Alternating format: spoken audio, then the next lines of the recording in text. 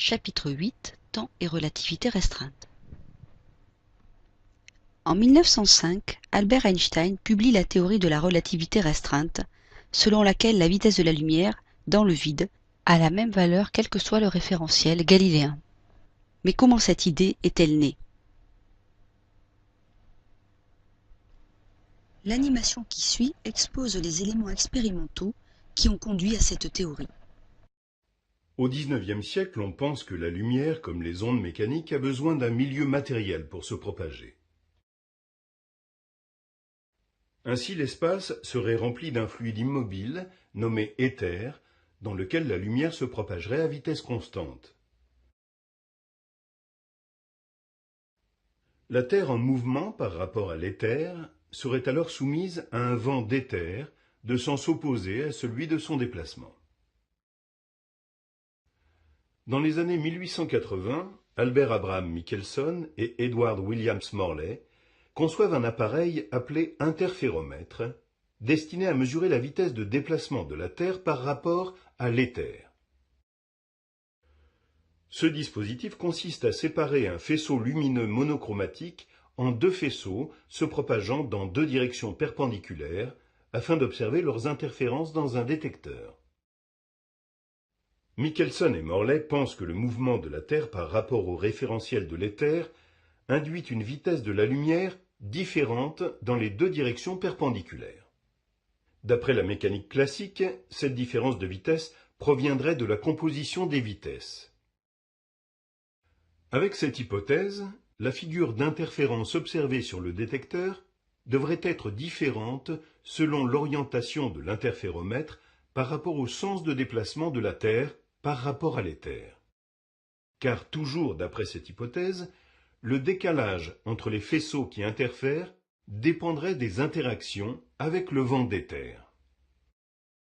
Or, ce n'est pas ce qui est observé.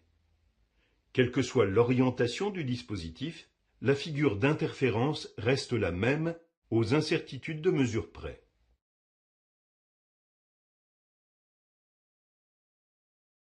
En 1905, Albert Einstein propose d'abandonner la notion d'éther et publie la théorie de la relativité restreinte, selon laquelle la lumière se propage dans le vide avec une vitesse indépendante du référentiel.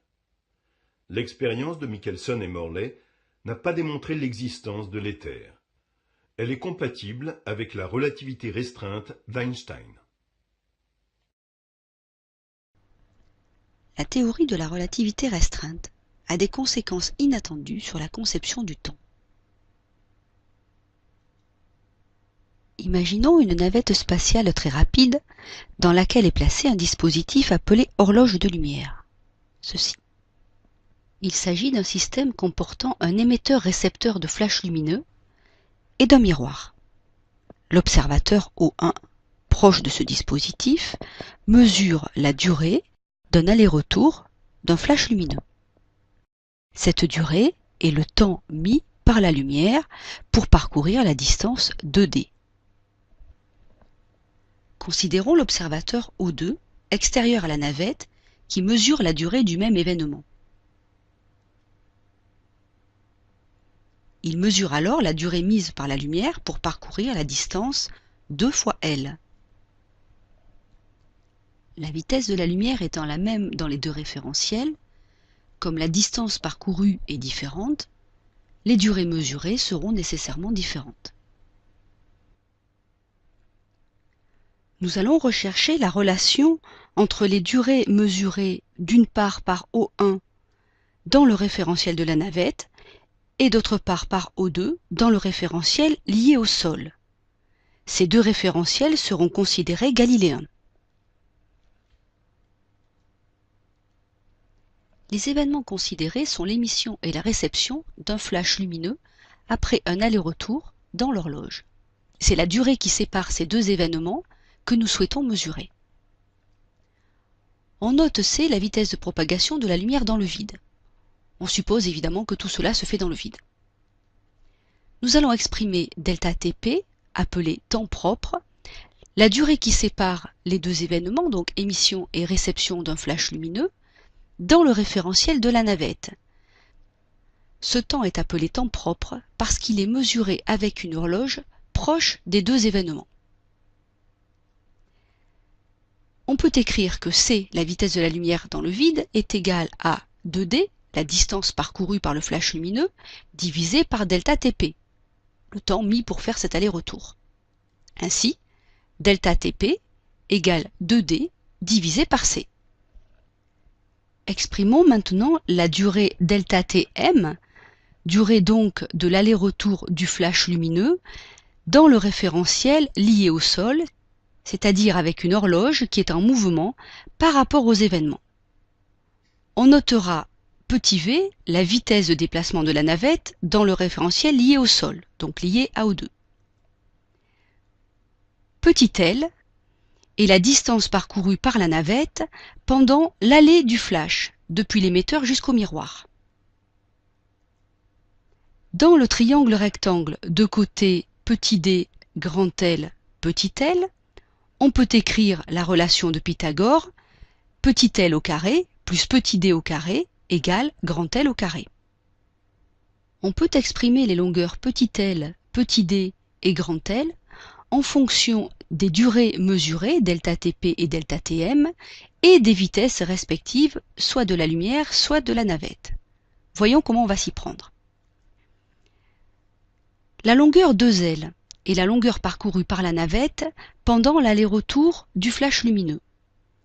Puisque c'est la longueur parcourue par la navette, on peut l'exprimer en fonction de la vitesse de la navette et de la durée mesurée dans le référentiel O2. 2L est donc égal à petit v fois delta Tm. La longueur grand L est la longueur parcourue par le flash lumineux pendant l'aller de l'émetteur au miroir, vue par l'observateur O2. 2L est donc égal à c fois delta Tm. Ici, il s'agit de la vitesse de la lumière, puisque c'est la lumière qui parcourt cette distance grand L. La distance petit d est la distance parcourue par le flash lumineux, donc à la vitesse petit c, entre l'émetteur et le miroir. Donc 2d est égal à c fois delta Tp, la durée mesurée par l'observateur O1 à côté de l'horloge de lumière.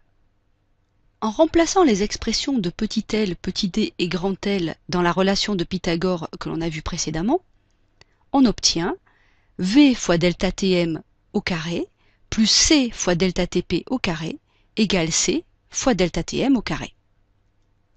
En factorisant delta Tm, on obtient c carré moins v carré facteur de delta Tm au carré égale c carré fois delta Tp au carré. Ainsi, delta Tm égale racine carrée de c carré divisé par c carré moins v carré fois delta Tp. Ou encore, delta Tm égale gamma delta Tp avec gamma égale 1 sur 1 moins racine de v carré sur c carré. C'est cette expression qui est le plus souvent retenue pour désigner ce que l'on appelle le facteur de Lorentz, qui est un coefficient propre à la relativité. Résumons donc ce que nous venons de voir. On considère la durée de l'aller-retour d'un flash lumineux dans la navette. Dans le référentiel de la navette, cette durée est appelée durée propre, notée delta Tp, car elle est mesurée avec une horloge proche de l'événement et immobile par rapport à cet événement. Dans le référentiel lié au sol, cette durée est appelée durée mesurée et notée delta Tm. On l'appelle durée mesurée parce qu'elle est mesurée avec une horloge en mouvement relatif par rapport à l'événement. Delta Tm est égal à gamma delta Tp. Gamma est égal à 1 sur racine de 1 moins v carré sur c carré. Gamma est appelé le facteur de Lorentz. Il est supérieur à 1. Pourquoi? Parce que la vitesse v de la navette est toujours inférieure à celle de la lumière. Donc ici, le rapport v carré sur c carré est plus petit que 1, ce qui fait que le dénominateur de ce coefficient est toujours plus petit que 1. Donc le coefficient est plus grand que 1. La durée mesurée est supérieure à la durée propre. Si V est très inférieur à C, alors V carré sur C carré est très proche de 0 et le dénominateur du coefficient de Lorentz est proche de 1. Alors, le coefficient de Lorentz est très proche de 1.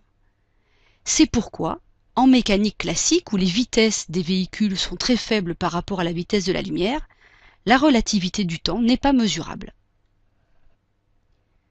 Le programme d'ETS sur cette partie est le suivant. Vous devez avoir vu les notions d'invariance de la vitesse de la lumière et le caractère relatif du temps. Vous devez avoir vu aussi le postulat d'Einstein, les tests expérimentaux de l'invariance de la vitesse de la lumière. Et ce que vous devez savoir, c'est que la vitesse de la lumière dans le vide est la même pour tous les référentiels galiléens. Vous devez connaître aussi les notions d'événement, de temps propre, de dilatation des durées et les preuves expérimentales. Ainsi, il vous faudra savoir définir la notion de temps propre, exploiter la relation entre la durée propre et la durée mesurée, et il vous faudra aussi par la suite extraire et exploiter des informations relatives à des situations concrètes où le caractère relatif du temps est à prendre en compte. Alors on va faire un petit résumé de ces notions. Le temps est une grandeur mesurée par une horloge. En physique classique, c'est-à-dire dans la physique de Galilée et de Newton, le temps est considéré comme absolu. Qu'est-ce que cela signifie? Ça veut dire qu'il s'écoule indépendamment des conditions extérieures et de la même façon pour tous les observateurs, qu'ils soient dans des référentiels en mouvement ou non. La théorie de la relativité restreinte dit que l'écoulement du temps dépend du référentiel. La durée, séparant deux événements, dépend du référentiel d'observation. Le temps propre, ou durée propre, noté ΔTp, est la durée séparant deux événements ayant lieu au même endroit dans un référentiel galiléen. Cette durée est mesurée par une horloge fixe dans ce référentiel, proche des deux événements. Le temps mesuré, ou durée mesurée, ΔTm, est la durée séparant deux événements, mesurée par des horloges fixes dans un référentiel galiléen en mouvement par rapport au référentiel galiléen où se produit l'événement. On a donc ΔTm qui est toujours supérieur à ΔTp. ΔTm s'exprime en fonction de ΔTp par la relation ΔTm égale gamma ΔTp, où gamma est le facteur de Lorentz égal à 1 sur racine de 1 moins V carré sur C carré. Le fait que ΔTm soit toujours supérieur à ΔTp est appelé le phénomène de dilatation des durées. Nous verrons en classe quelques situations où le caractère relatif du temps est à prendre en compte, par exemple l'explication de la détection de certaines particules cosmiques sur Terre. Nous verrons aussi le cas des GPS. Sans synchronisation, les horloges qui sont embarquées dans les satellites seraient décalées par rapport aux horloges terrestres. Et ainsi, les GPS ne seraient pas précis.